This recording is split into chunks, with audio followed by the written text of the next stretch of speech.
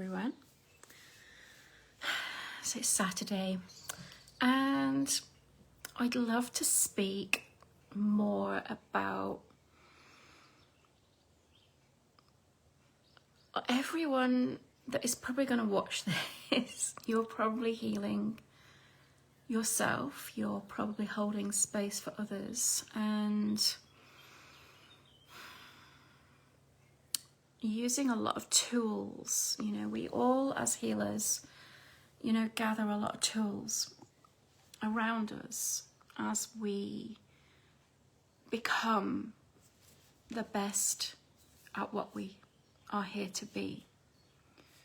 And I just wanted to speak into this today because this is part of the evolutionary path that I myself have been taking over the last couple of years, and what I see in the spaces that I hold, and what I definitely see online in all of your beautiful posts that I follow, and I heart all of you so much. And I just wanted to speak into this a bit more and see what possibly speaks to you.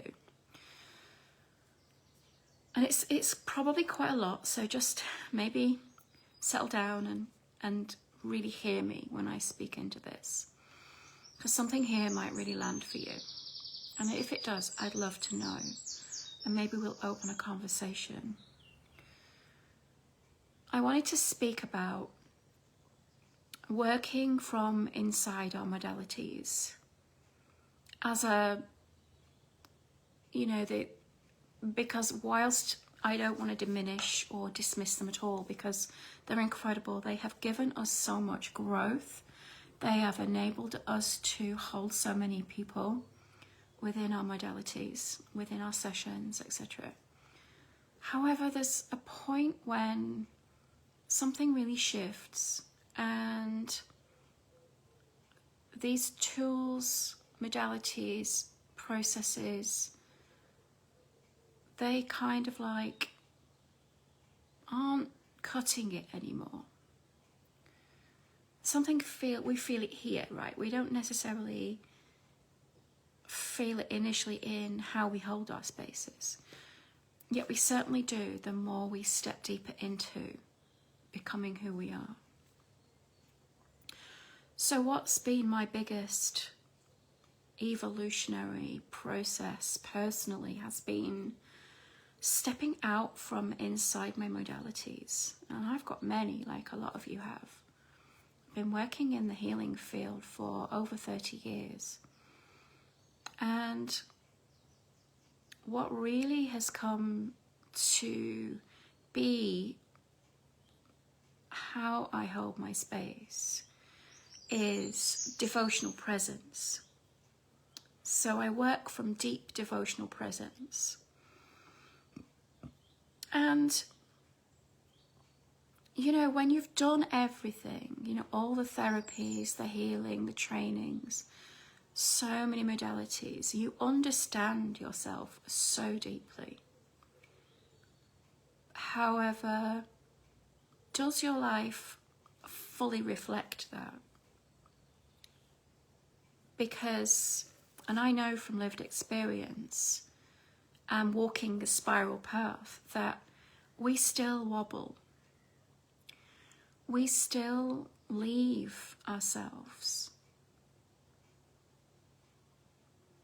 And I'm not immune from that. You know, I've been wobbling and leaving myself on this spiral path, but for a very intentional reason, even though the intention was Source placing me in the wobble so that I could fully meet it instead of abandoning it and bypassing it. So I could step fully into devotional presence. And this is the part that very few of us in the healing space, in the transformational space, talk about. It's this deep realization that as we walk through the phases where we're learning, The phase is where we're expanding. The phase is where we're gathering the tools. There's still a point where none of this is the answer anymore, like I said a minute ago. Because when we really sit with this, the issue isn't knowledge. It's about stability.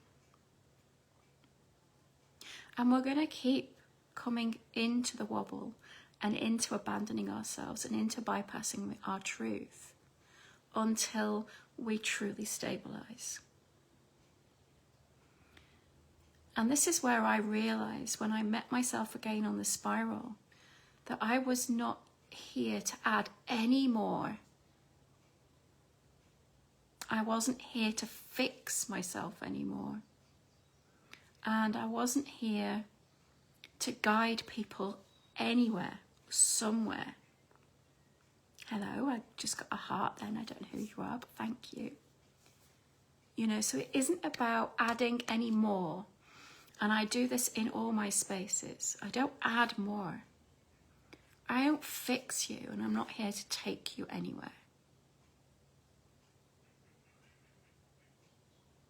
And my realization was what the truth is that I am here for is to hold a level of presence where things actually become real.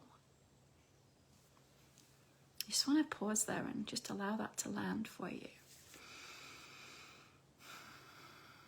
So there's something in my spaces, particularly the Soul Midwife Sanctuary and the one-to-one sessions. And here's what doesn't happen. I don't coach you. I'm not a coach. And I certainly don't coach you forward. I don't analyze you at all. And I certainly don't give you any more tools. What I'm actually here for is to stay with you in the parts that you have been holding on your own. In the depth of most spaces just can't meet.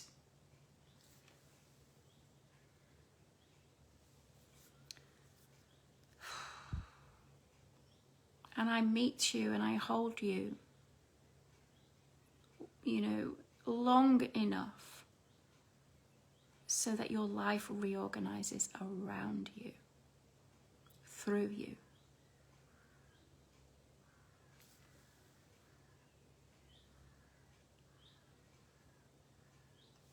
So what are my spaces? And these are all here for you to really look into deeply to see if you recognize these as spaces where you belong. So the very first space that I created was for people like me and like you, the deep feelers, the sensitives, the healers, the quiet leaders, the visionaries, the ones that hold everything and are never held, but don't want to do this alone. They don't want more, you know, you just want a place to belong, a soul space of belonging. And that is our community space, Inner Sanctum.